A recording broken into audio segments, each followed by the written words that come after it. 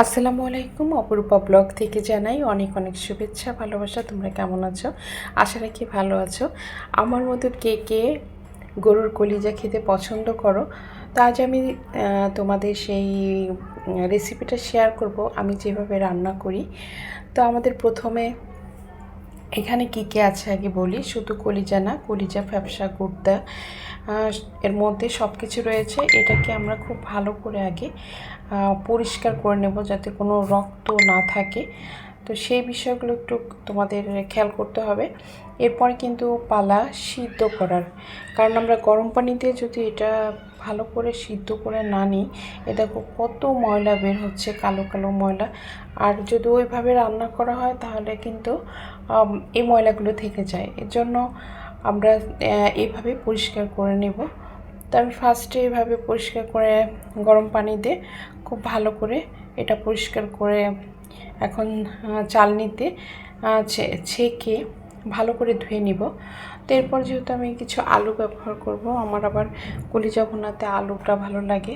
আর এদিকে আমি এখানে কলিজার মধ্যে হলুদ আর লবণ একটু দিয়ে রেখেছি। আর এখানে কিছু মশলা আমি প্রথমে ব্যবহার করব এবং শেষে দিয়ে কিছু মশলা ব্যবহার করব। এখানে রয়েছে লং, এলাচ, দারচিনি, তেজপাতা আর হচ্ছে গোলমরিচ। তো এটাকে আমরা তেলের মধ্যে দিব। আর কলিজা ভুনাতে একটু তেলের পরিমাণটা একটু বেশি লাগে, তাহলে খেতেও ভালো লাগে। তা এদিকে আমার মশলাটা যখন ঘ্রাণ চলে আসবে তখন আমরা পেঁয়াজ দেব। আর পেঁয়াজের বিষয়টা তোমাদের কলিজার পরিমাণ কতটুকু সেই হিসাবে তোমরা পেঁয়াজটা আরও একটু বেশি দিতে পারো। তো আমার যতটুকু কলিজার পরিমাণ ছিল ততটুকুই আমি পেঁয়াজ দিয়েছি। আর এখানে আমি কিছু পেঁয়াজ বাটাও ব্যবহার করব। তো এখানে আমি আবার আদা 2 চামচ, আদা রসুন একসাথে বাটা, এই দুটো আমি দেব। দিয়ে ভালো করে এটাকে আবার নেড়ে চেড়ে যাতে কাঁচা গন্ধটা না থাকে সেদিকেও খেয়াল করতে হবে। তো এখন দেখো আমার আদা রসুনের কাঁচা গন্ধটা চলে গেছে, অলরেডি তেল ভেসে উঠছে। এখন আমি দেব হলুদের গুঁড়া, মরিচের গুঁড়া। আর হলুদ মরিচের গুঁড়াটা তোমরা আগে দিয়ে এটাকে যদি ভালো করে কষিয়ে নাও তাহলে কিন্তু মশলাটার ঘ্রাণ অন্যরকম হয়।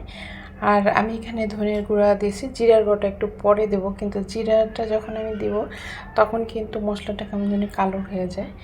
তা এদিকে আবার একটু পানি দিতে হবে, কারণ পানিটা দিলে তোমার মশলাটা পুড়ে যায়, ভয় থাকবে না। আর মশলাটা আমরা এমনভাবে কষিয়ে নেব যত সময় তেল না ওঠা পর্যন্ত, অন্তত পক্ষে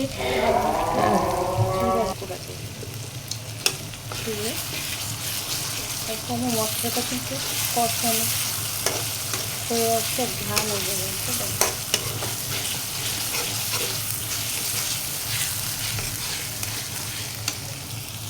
কলিজাতে একটু লবণ আর হলুদ দিয়ে রাখছি। এবার কলিজাটা দিয়ে দেব, দিয়ে ভালো করে কিছু আমার এক হাতে মোবাইল নাড়াচাড়া করতে হবে।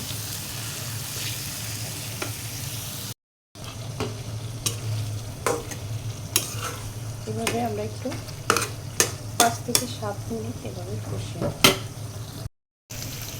যখন দেখবেন এরকম তেল উপর দিকে উঠে আসছে, এবার গুঁড়ো দিয়ে দিই। অনেকে আলু খেতে পছন্দ করে না, যারা আলু খেতে পছন্দ করো না তারা স্কিপ করতে পারো। আর চেষ্টা করবে গরম পানি ইউজ করার জন্য, কারণ যেহেতু আমার একটু পানি যেহেতু আলুটা সিদ্ধ হবে। দেখো এক হাতে ক্যামেরা ধরলে আর খালি নড়াচড়া করতে থাকে।